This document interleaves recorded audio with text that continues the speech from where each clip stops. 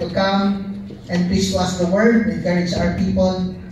Pastor, thank you because you are doing the hardest part for us.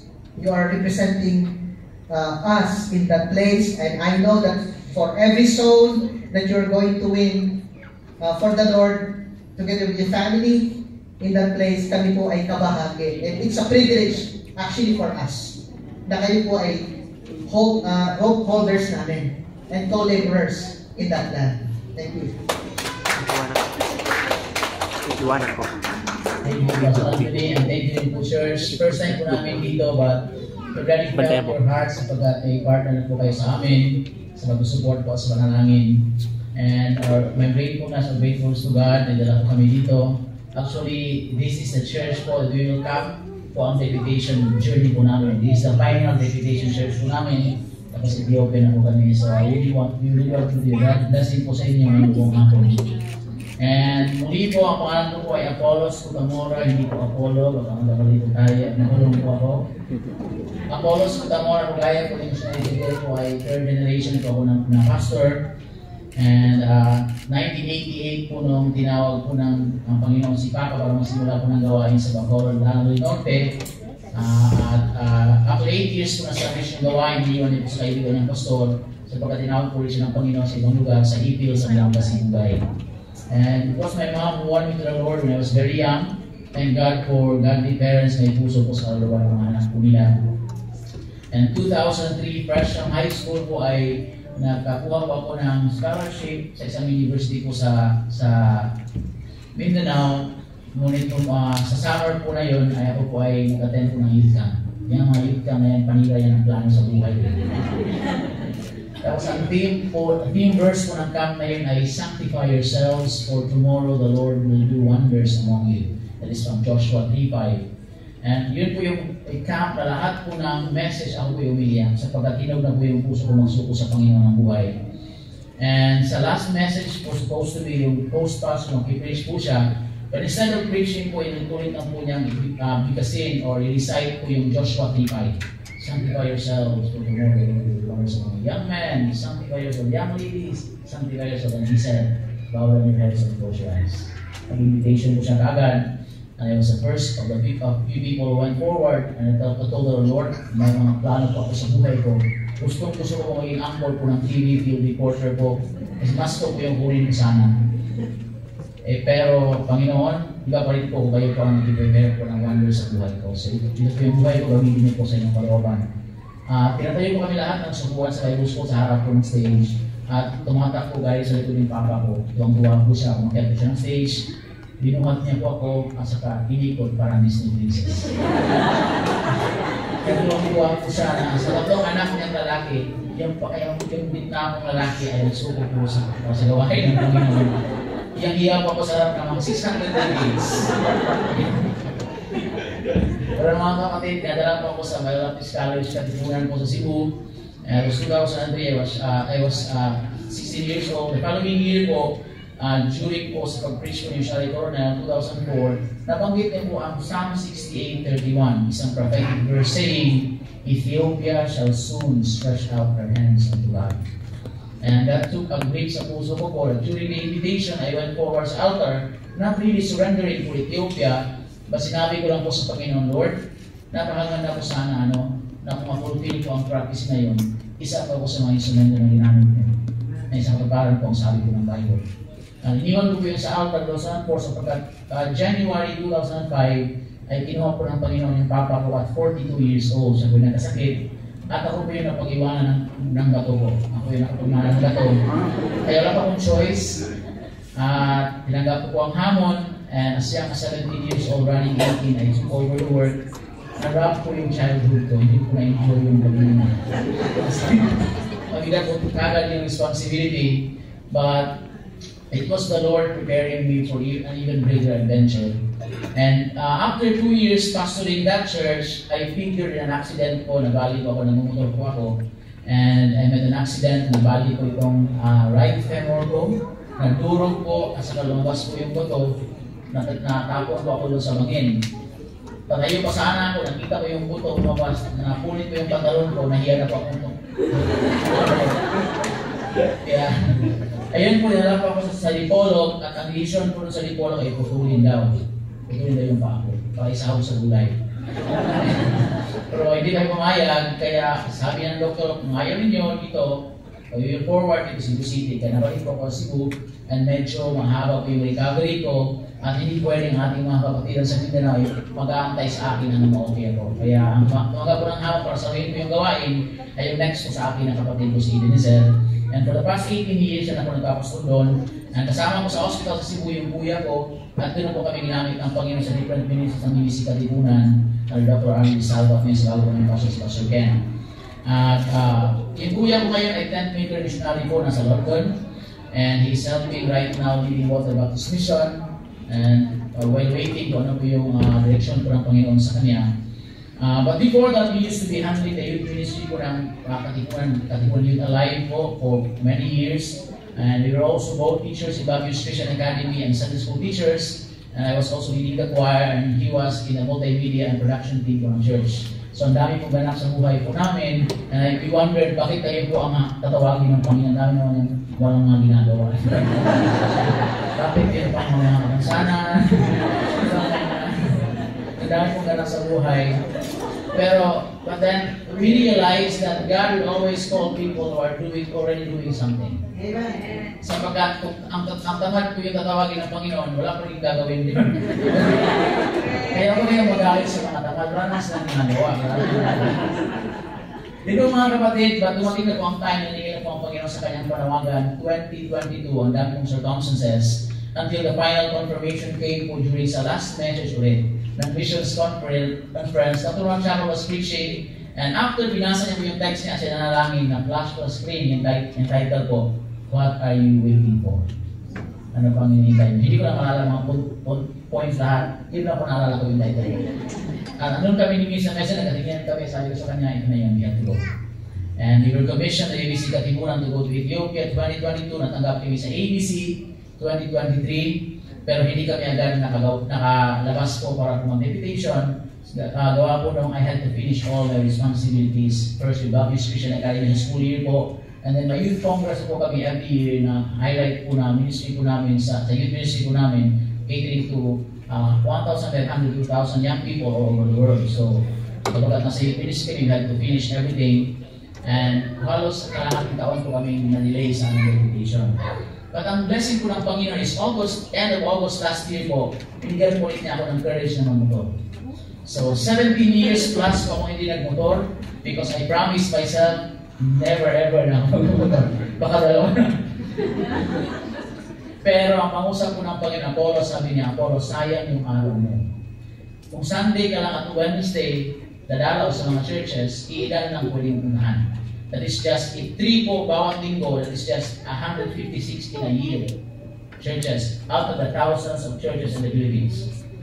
And so, naglakas loob po ako, God gave me the courage, I practice ulit ng motor, kumuha po na ako lisensya. Nag-drive po ako, kahit hindi po araw ng linggo o di kaya Wednesday, kahit regular days po, iniikot po yung mga pastors para magpakilala, ay sa mga bahay nila, sa mga personnel sa mga churches, magpag-hand po ng prayer card and also present the burden. They can ask me questions, they can interview me, at baka po maawa din po sa paglakad po. Kawawa naman yun. And then not knowing mga kapatid, when we wrap up our deputation po sa pag-ikot sa Pilipinas, pinilang po lahat ng provinces na meron po tayo. There are 82 provinces in the Philippines, and I was able to drive through and do deputation po in 61 provinces, marking over, by the grace of over 50,000 kilometers sa kalagayan po nito, mga kapatid. Even as far north as Ilocos Sur, Kalinga, and Cagayan, and Benguet, and Subugues po, and as far south sa Mindanao po sa Glan, Sarangani. And even ngayon, na-amaze ko paano nangyari yun. Minsan po, nauwi ako midnight na kasi yung mga pastor minsan sa gabi na muna makakabutan kasi yung mga lakad. So basically, yun po yung buhay ko. Maraming beses natumba rin po. Sabigat kong tayuin yung motor kasi ganito po yung kalagayan ko. But that's quite a journey mga kapatid. And the emotional toll also was I was away from my family for sometimes 3 months. And napakabigat po. And also the spiritual challenge also being apart from my wife. Away from my wife. Alam mo na, di ba? And all of these things, but God has been so good, mga kapatid. And now we are here in the final church before we will go to Ethiopia.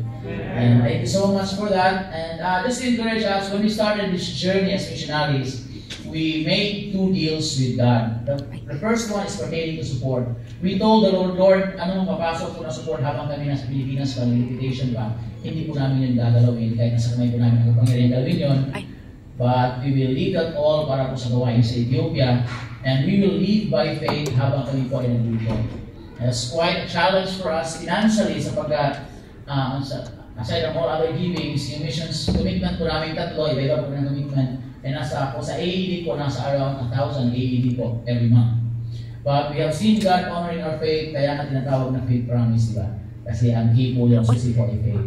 And we have seen God honoring our faith po and how God also well provided for us. But then the second one is pertaining to souls. We told our Lord, we will give you souls, please give us supporters. At dahil 2025 po ang pag-ayo po namin, nagkaroon po kami ng goal na 2,025 souls habang kami nag-invitation.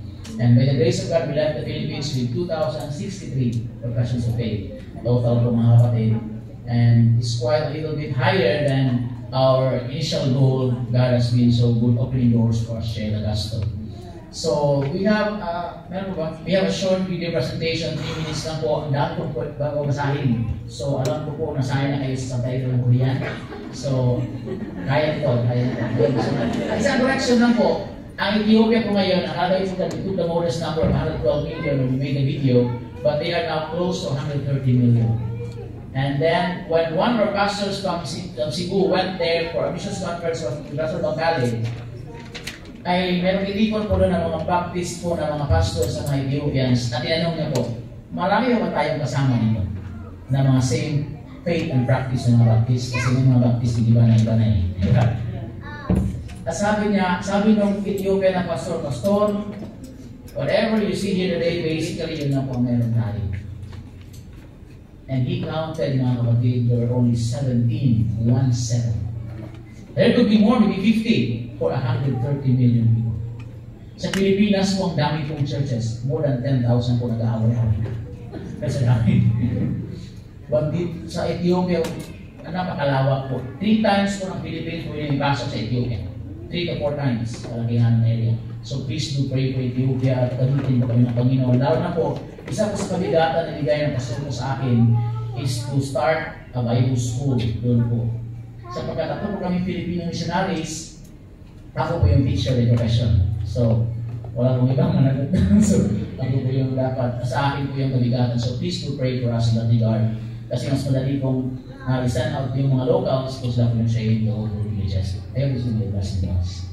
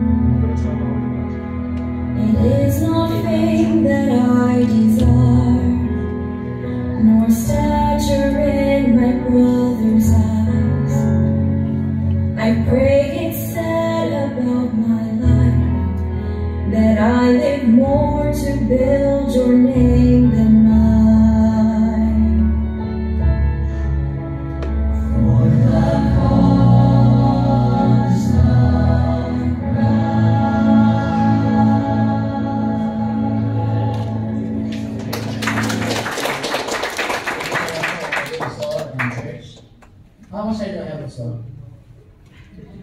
Good job. Please open with me to 1 Corinthians chapter 15, verses 1 to 4.